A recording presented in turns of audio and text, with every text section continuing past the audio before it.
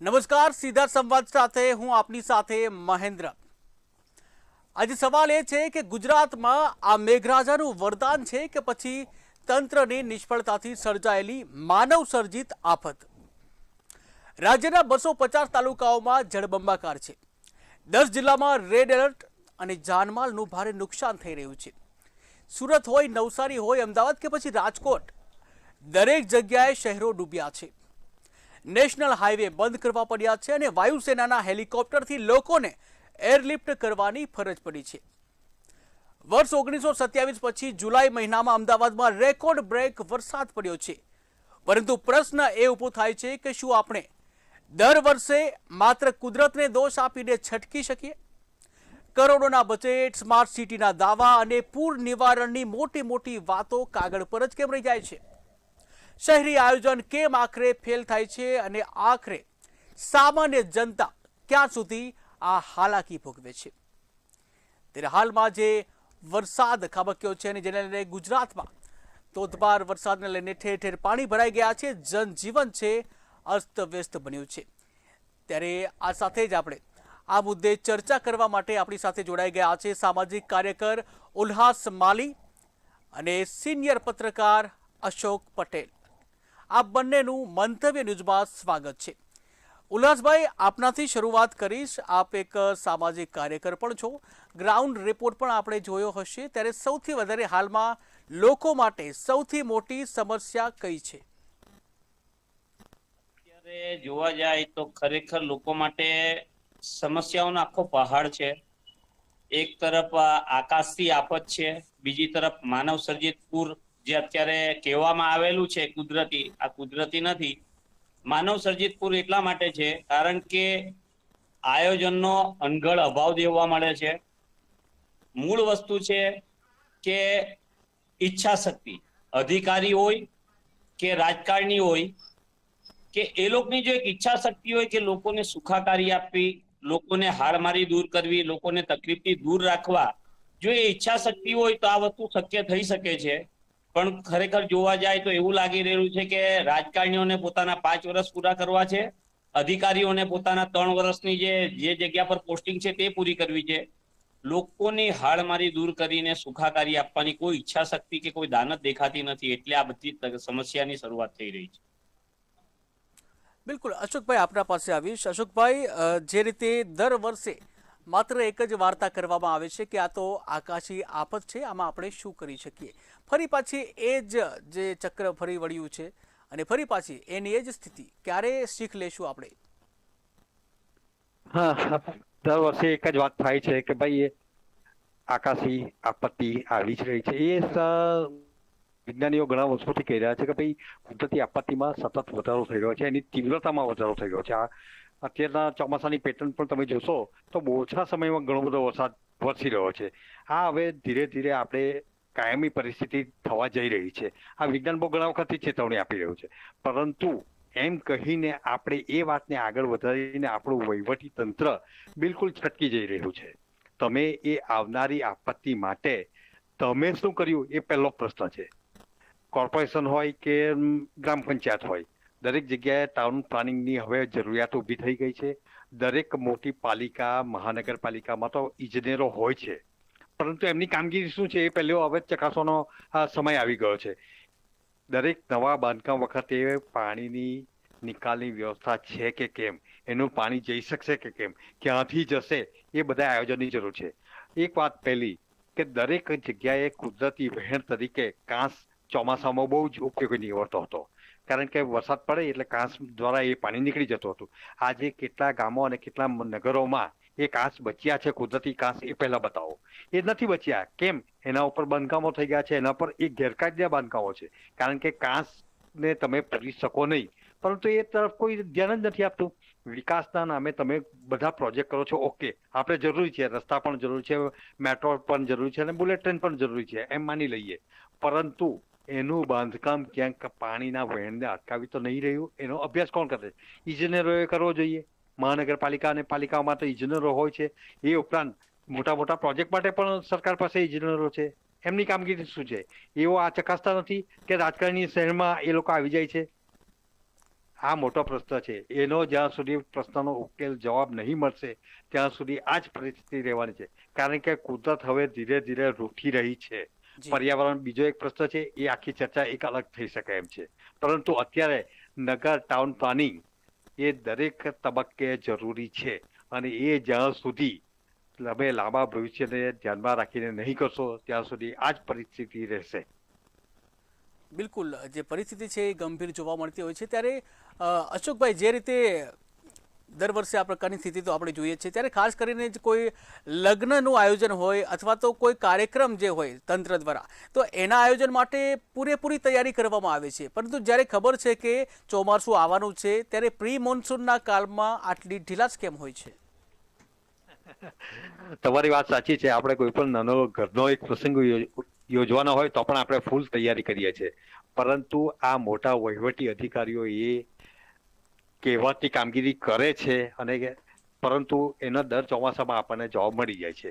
સુરતની જ વાત કરીએ. સુરતમાં આના પહેલા જ તબક્કામાં વરસાદ પડી ગયો આ સિઝનમાં, ત્યારે બધે ઘણી બધી જગ્યાએ પાણી ભરાઈ ગયા હતા અને ભારે નુકસાન થયું હતું. તો પહેલો સવાલ એ થાય કે પ્રી મોન્સૂન કામગીરી થઈ હતી કે કેમ. પહેલો પ્રશ્ન એ પણ છે કે એ વખતે તો ચોમાસું આ વખતે તો બહુ જ મોડું ચાલુ થયું. જૂનમાં આખો જૂન તમને મળી ગયો, એમ છતાં એ કામગીરી નહીં થઈ. કેમ કે તાપીમાં તો પાણી જ નહોતા. તાપીમાં પાણી નહોતા તો આ પાણી કેમ ત્યાં નહીં પહોંચી શક્યા? નગરમાં જે પાણી ભરાય એ તાત્કાલિક તાપીમાં જતા રહેવા જોઈતા હતા, પરંતુ નહીં જઈ શક્યા. અને એનો જે લૂલો બચાવ કરવામાં આવે છે તે એ જ કે ઓછા સમયમાં વધુ વરસાદ પડ્યો છે. દરેક જગ્યાએ આ જ દલીલ કરવામાં આવે છે કે 1 કલાક 2 કલાકમાં 9 ઇંચ વરસાદ પડ્યો, 12 ઇંચ વરસાદ પડ્યો, 16 ઇંચ વરસાદ પડ્યો, એટલે જઈ નથી શકતું. પરંતુ આ બીજા તબક્કાના વરસાદમાં એ પણ બહાર આવી ગયું છે કે વરસાદ ધોધમાર પડ્યો છે, પરંતુ પાણીના નિકાલની વ્યવસ્થા નહીં હોવાને કારણે આજે પણ ગઈકાલથી વરસાદ બંધ હોવા છતાં દક્ષિણ ગુજરાતમાં આજે પણ પાણી ભરાયેલા છે. એનો સીધો જવાબ એ જ મળે છે કે પાણીનો નિકાલ થઈ શકે એમ જ નથી, પાણી જઈ શકતું નથી. અને પાણી જવાની જે જવાબદારી છે, એને માટેની જે સુવિધા ઊભી કરવાની જવાબદારી છે એ બિલ્ડરોની હોય, પરંતુ એની પાસે કામ કરાવવાની જવાબદારી તો વહીવટી તંત્રના ઇજનેરોની જ છે, અને એ થઈ શકી નથી. એને કારણે આજે પણ વરસાદ બંધ થઈ જવાને લગભગ 17-18 કલાક થઈ જવા છતાં પાણીનો નિકાલ નહીં થઈ શક્યો. બિલકુલ. અને એ માટે અશોકભાઈ, ખરેખર જવાબદારી ઠેરવવાની જરૂર છે. જ્યાં સુધી જવાબદારી ઠેરવીને સજા નહીં થશે ત્યાં સુધી પ્રજાએ ચોમાસામાં આ જ હાલાકી ભોગવવા માટે તૈયાર રહેવું પડશે. બીજી બાજુ પ્રશ્ન એ પણ થાય છે અશોકભાઈ કે જ્યારે સરકારી ભરતી કરવામાં આવતી હોય છે ત્યારે વેલ ક્વોલિફાઈડ અને સ્પર્ધાત્મક પરીક્ષા લેવામાં આવતી હોય છે. જ્યારે આઈએસ કક્ષાના અધિકારી હોય કે પછી એન્જિનિયર કક્ષાના અધિકારી હોય, કડક પરીક્ષા લેવામાં આવતી હોય છે, લાંબુ વિઝન જોવામાં આવતું હોય છે, અને ત્યારબાદ જ નિમણૂક કરવામાં આવતી હોય છે. છતાં આનો આ જ સિલસિલો. એમાં 2 કારણ છે. એક તો પહેલી વાત કે તમે મહાનગરોની પરિસ્થિતિ એવી છે કે જ્યાંને ત્યાં બિલ્ડરો હાવી થઈ ગયા છે. મકાનોની જરૂર અવશ્ય છે કારણ કે વસ્તી ફાટફાટ થઈ રહી છે, પરંતુ એ બાંધકામ માટે જરૂરી જે ધારાધોરણો છે એનો અમલ થાય છે કે કેમ? એ અમલ થાય છે તો વેલ એન્ડ ગુડ. તો પાણીનો સમસ્યા હું નથી માનતો કે થઈ શકે, પરંતુ નથી થતો તેને માટે કારણો ઘણા બધા છે. એક પહેલું કારણ એ છે, જે પહેલા જે સામાજિક કાર્યકરે કીધું એ કે રાજનેતાને 5 વર્ષની ટર્મની જરૂર છે અને અધિકારીને 3 વર્ષની જરૂર છે. એ લોકો બસ એ જ પોતાનો સમયકાળ પૂરો કરવા માટે જઈ રહ્યા છે. બીજી વાત એ પણ છે કે સરકાર પૂરા પાણીના પૂર ભરાઈ જાય સ્થળાંતર કરવું પડે છે. આજે તમે જુઓ છો કે એરફોર્સના વિમાનોને ઘણા બધાના જાન બચાવવા માટે કામે લગાવવા પડ્યા છે.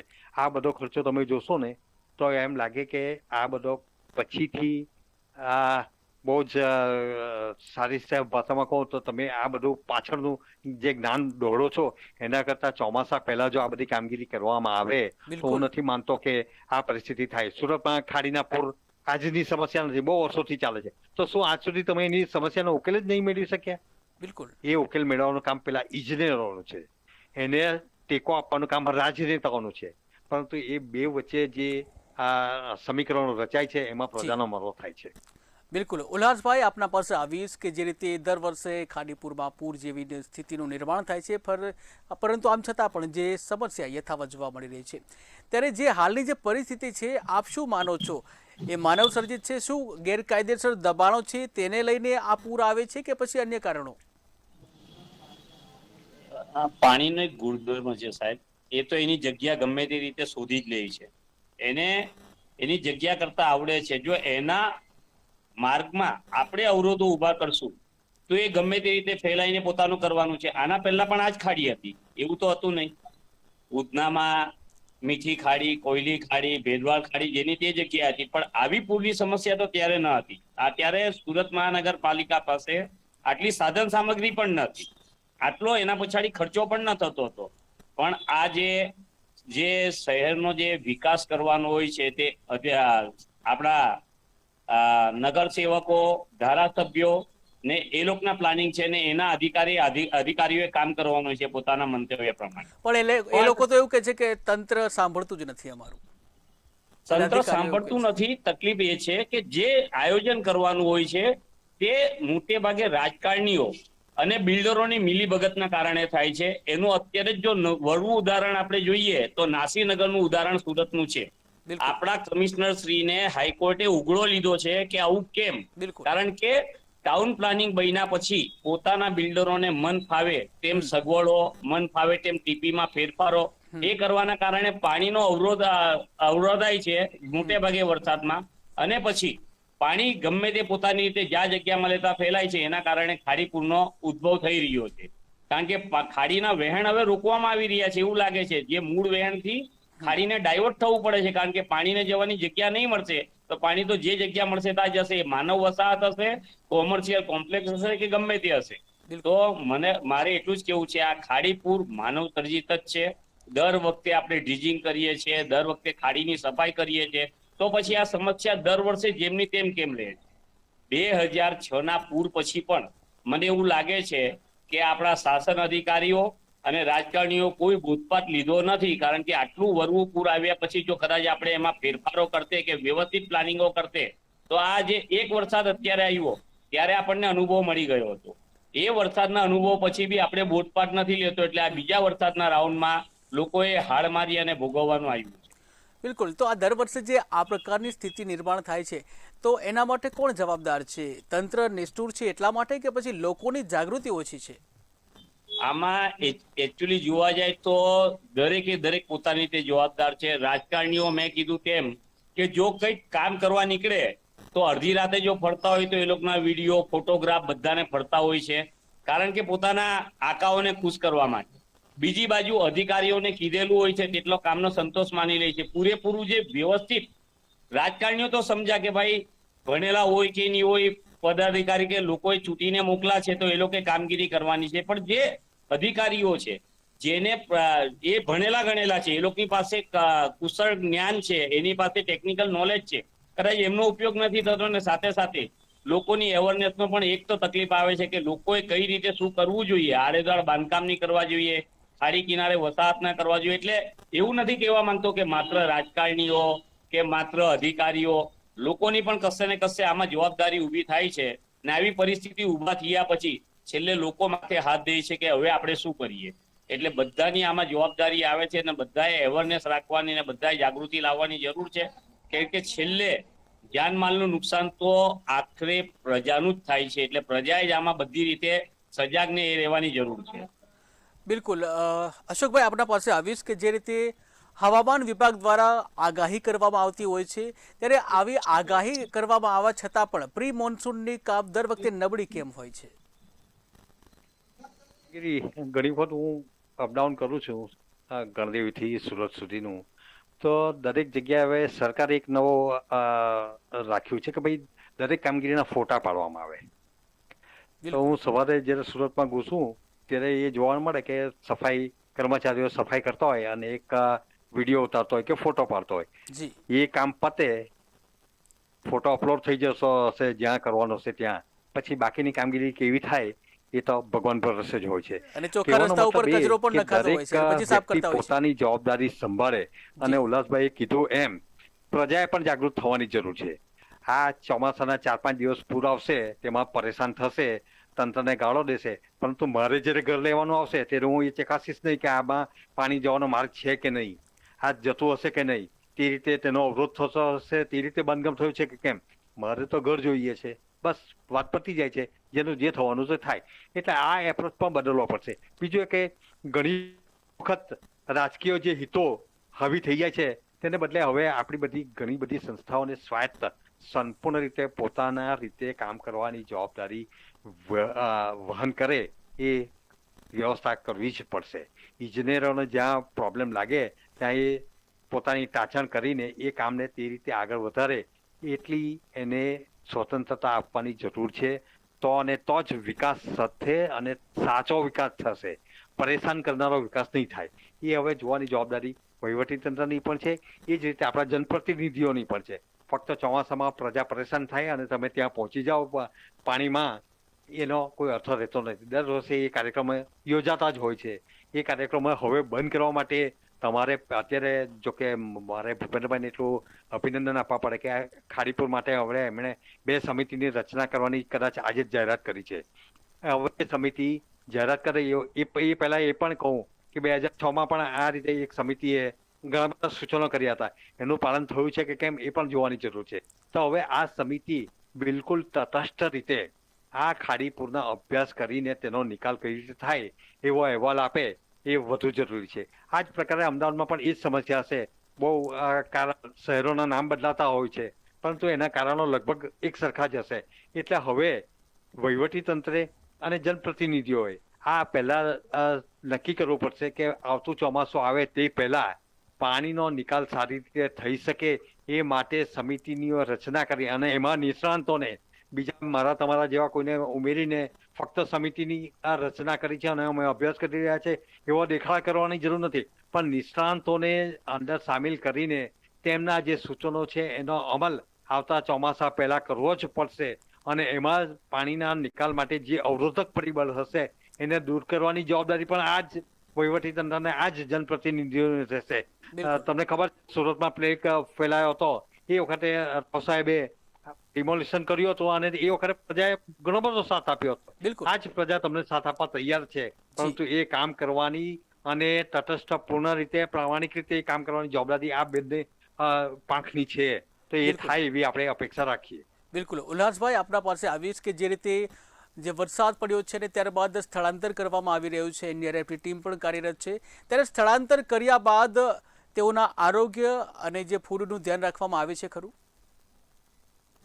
રિપીટ કરો. જે પ્રકારે જે સ્થળાંતર કરવામાં આવે છે ભારે વરસાદને લઈને, ત્યારે જ્યાં સ્થળાંતર કરવામાં આવે છે ત્યાં આરોગ્યની દ્રષ્ટિએ કેવા પ્રકારનું ધ્યાન રાખવામાં આવે છે? શું ફૂડ પણ એ લોકોને મળે છે? શું છે આ બાબતે? જો એક વસ્તુ છે, ગમે તેટલી પ્રયત્ન આપણે કરવા જઈએ પણ એ બધી વસ્તુ પોસિબલ થવાની નથી. કારણ કે જેટલી વસાહતમાં લોકો રહેતા હોય તેના બદલે એક જ જગ્યાએ બધાને જો મૂકવામાં આવે તો સ્વાભાવિક છે એ લોકોને ખાવાની તકલીફ, રહેવાની તકલીફ, સાથે ટોયલેટની તકલીફ, પાણીની તકલીફ, બધી મૂળભૂત તકલીફો જે જરૂરિયાતો છે એ તો પડવાની જ છે. કારણ કે ગમે તેટલું પણ ધ્યાન રાખવામાં આવે તો એ બધી વસ્તુ શક્ય નથી થવાની. એટલે સ્થળાંતરિત એ કદાચ તમારો કામ ચલાવો ઉપાય હોઈ શકે છે, પણ એમાં બધી સગવડો બધાની સંભળાય એવું નથી. કારણ કે એ ટાઈમે કોઈ બીમાર હોય, કોઈક બાળકોએ સ્કૂલે જવું હોય, કોઈ કે કામ ધંધે જવું હોય, તો એ બધી સગવડો સ્થળાંતર કર્યા પછી એ જગ્યાથી પોસિબલ થતી નથી. એટલે આ ઠીક છે, ટેમ્પરરી કામ ચાલો ઉપાય તરીકે ચાલી શકે છે, બાકી એનો કોઈ પ્રોપર સોલ્યુશન નથી નીકળી શકતું.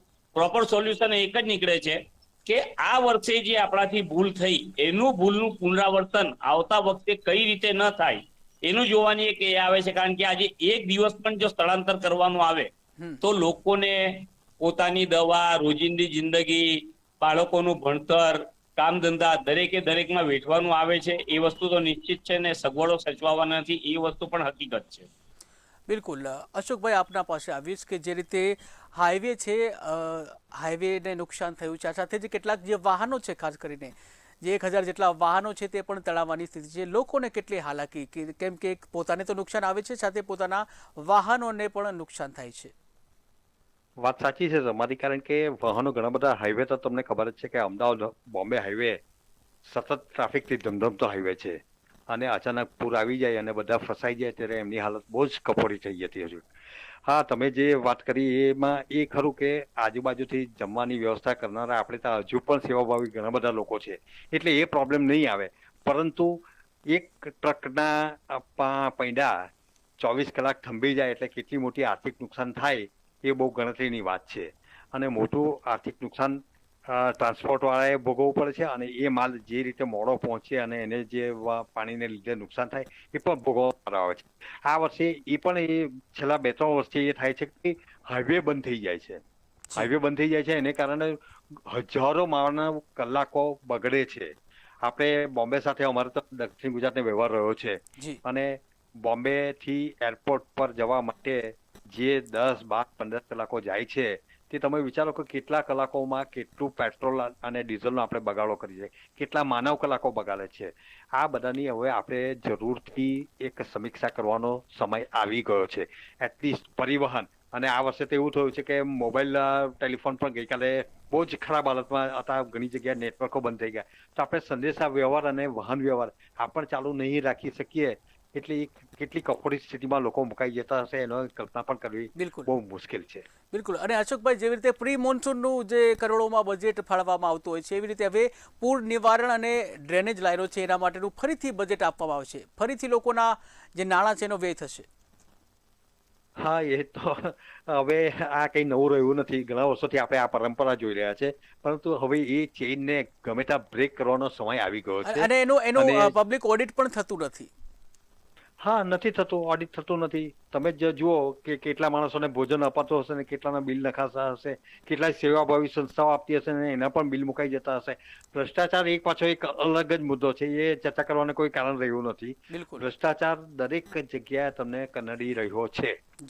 તમે કોઈ પણ સારા કામ લેશો એમાં ભ્રષ્ટાચાર હશે એટલે એ કામમાં અવગણના થતી જશે. હાઈવેની જે હાલત હવે ચોમાસા પછી, હાઈવે જ નહીં બીજા બધા રસ્તાની જે સ્થિતિ થશે એ તમે ચોમાસા પછી પાછા જોજો.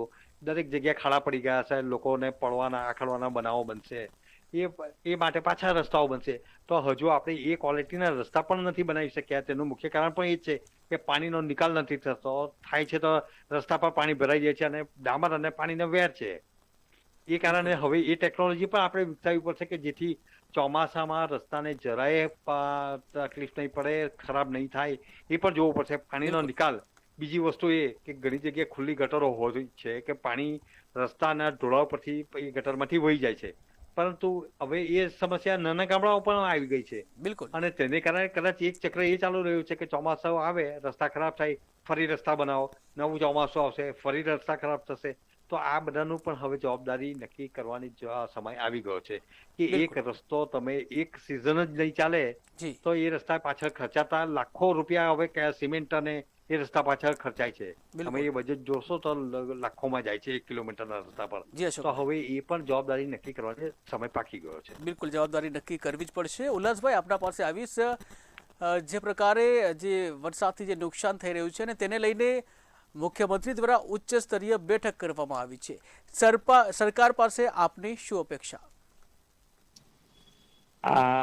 દર વખતે નુકસાન થાય છે, દર વખતે સમિતિઓ બને છે, દર વખતે તપાસ સમિતિઓ નિવાય છે, તો પછી બીજા આવતા વર્ષે સેમની સેમ ભૂલનું પુનરાવર્તન થવાનું કારણ શું? કશે ને કશે કંઈક ને કંઈક કચાશ છે. પ્રજા છે, સરકાર પાસે આશા રાખવાની છે, અધિકારીઓ કામગીરી કરે એની આશા રાખવાની છે. હવે એમાં કેટલું ફળફૂલ થાય ને એમાં લોકોની કેટલી અપેક્ષાઓ સંતોષાય એ પ્રજાજનોની અપેક્ષાઓ માટે અધિકારીઓ અને જનનાયકોએ જોવાનું છે. મેં પહેલે પણ કીધું તેમ મૂળ વિષય છેલ્લે આવીને અટકે છે. લોકોની જાગૃતિની સાથે સાથે અધિકારીઓ અને રાજકારણીઓની દાનત અને કામ કરવાની વૃત્તિ. જો એ લોકો ખરેખર કામ કરે, જો પ્રજા એમ વિચારે કે આવતી ફેરી અમને આ તકલીફ પડશે તો અમે અધિકારીઓ અને રાજકારણીઓને જેટલા દિવસ અમને તકલીફ પડે, અમને સ્થળાંતર કરવામાં આવશે, એટલા દિવસ એ લોકોને અમારી પાસે રાખશું તો શું પરિસ્થિતિ નિર્માણ કરશે? બીજી વસ્તુ, અધિકારીઓએ બી પોતાના ટેકનિકલ જ્ઞાનનો કે પોતાના ભણતરનો ઉપયોગ કરીને આ વખતે કઈ ત્રુટીઓ રહી ગઈ છે એનું નિરાકરણ કરવું જોઈએ. અશોકભાઈએ કીધું તેમ આપણા અહીંયા પ્રી મોન્સૂન કામગીરી માત્ર નામની થાય છે. ઝાડોના ટ્રીમિંગ થતા નથી, વરસાદ આવે પછી ઝાડ પડે, પછી પાવર જાય ને પછી એ લાઈનનું કામ ચાલુ થાય. વરસાદી જાળિયા માત્ર નામ પૂરતા સફાઈ થાય છે. આટલી બધી લાઈનો નાખ્યા પછી, કરોડોનો ખર્ચો કર્યા પછી જો વરસાદ 5 કલાક પડતો હોય ને જો 10 મિનિટમાં પાણી ચાલ્યું જવું જોઈએ. આપણે માનીએ છીએ કે ભાઈ વરસાદની પેટર્ન બદલાય છે, વરસાદ અનાધાર પડે છે, જી ઉલ્લાસભાઈ એક જ લીટીમાં જવાબ આપશો. આપણો સમયનો અભાવ છે. એક જ લીટીમાં જો સરકારને અપીલ કરવી હોય તો શું કહીશો? એક જ લીટીમાં, સમયનો અભાવ છે. આપણે સરકારને એક જ અપીલ કરવા માંગીએ છીએ કે સાહેબ, કુદરતી આપત્તિ તમે કહેતા હોય અમે માનીએ છીએ, કારણ કે સરકાર પણ માય બાપ જ છે. હવે લોકોને જે તકલીફો પડી છે તેમને આર્થિક નુકસાનની કેવી રીતે સરભરા કરવી, એ લોકોને બીજી જે તકલીફો પડી છે એમાંથી કેવી રીતે રાહત આપવી, કારણ કે જો એ સરકાર ધારે તો બધું કરી શકે છે. એટલે સરકાર જ છેલ્લે પ્રજાની માય બાપ છે. બિલકુલ ઉલ્લાસભાઈ, જી સરકાર ફરીથી આ પ્રકારની ભૂલ ના કરે અને દરેકને ન્યાય મળે તે પ્રકારની અપેક્ષા આપણે રાખીએ. ઉલ્લાસભાઈ અને અશોકભાઈ, આપ બંને અમારી સાથે જોડાયા, આપ બંનેનો આભાર. તો સીધા સંવાદમાં હાલ બસ આટલું જ. ફરી નવા ટોપિક સાથે મળીશું. મને રજા આપશો. નમસ્કાર.